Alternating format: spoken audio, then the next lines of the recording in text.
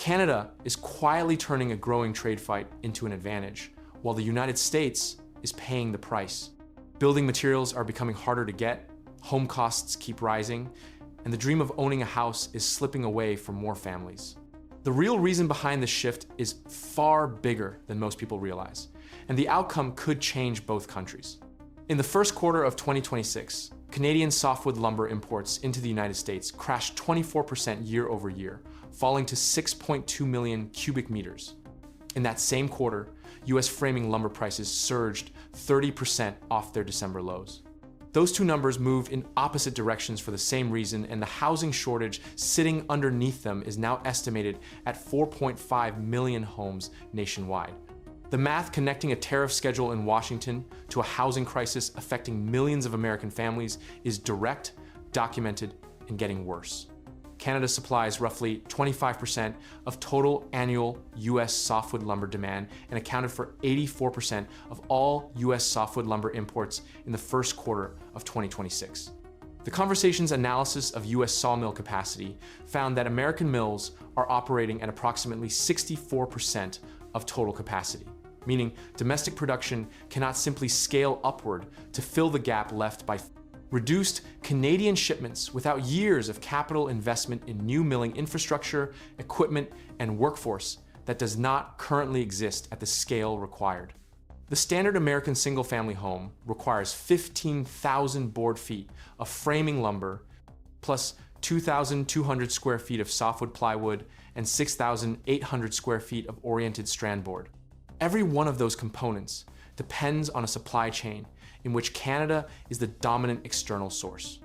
As of June 2026, combined US tariffs and duties on Canadian softwood lumber total 45.16%, composed of 35.16% in combined anti-dumping and countervailing duties, plus a 10% Section 230. Two national security tariff added on October 14th, 2025. That 45.16% combined rate is the highest the bilateral softwood lumber dispute has produced in its current cycle, and it is the rate that was in effect when the Q1 2026 import collapse and price surge occurred. The National Association of Home Builders estimates this combined tariff structure adds at least $10,000 to the cost of building a typical new single-family home in the United States. The Commerce Department issued a preliminary reduction to the anti-dumping and countervailing duty component in April 2026, cutting that portion of the rate to 24.83%. Wood Central reported that despite the preliminary cut, the Section 232 tariff keeps the effective combined rate at 34.83%, meaning American builders and consumers continue facing an elevated cost structure even after the reduction took effect. The preliminary determination is not final. A final Commerce Department ruling is expected approximately 120 days after the preliminary determination's publication, placing the final rate decision around late August 2026. Until that final determination, the 34.83% effective rate remains the operative cost American buyers face. The single-family housing starts data confirms that the lumber cost pressure is translating into reduced construction activity rather than simply higher prices for the same volume of homes being built. Full year 2025 single-family housing starts fell 7% to 943,000 units, the weakest result since the pandemic recovery period.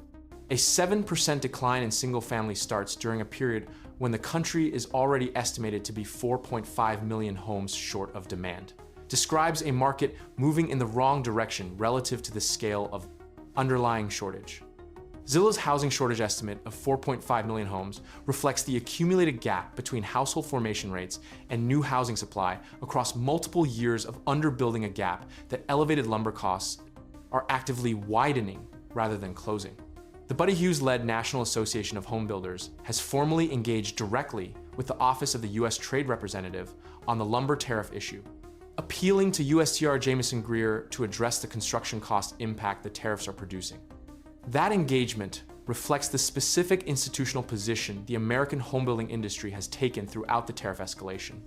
Builders are not advocating for Canadian producers out of any commercial loyalty to Canada, but because the tariff structure raises their own input costs directly, with no offsetting domestic supply increase available to compensate. The expansion of domestic American lumber production that tariff advocates point to as the long-term solution faces structural barriers that the Congressional Research Service's analysis of the dispute documents in detail.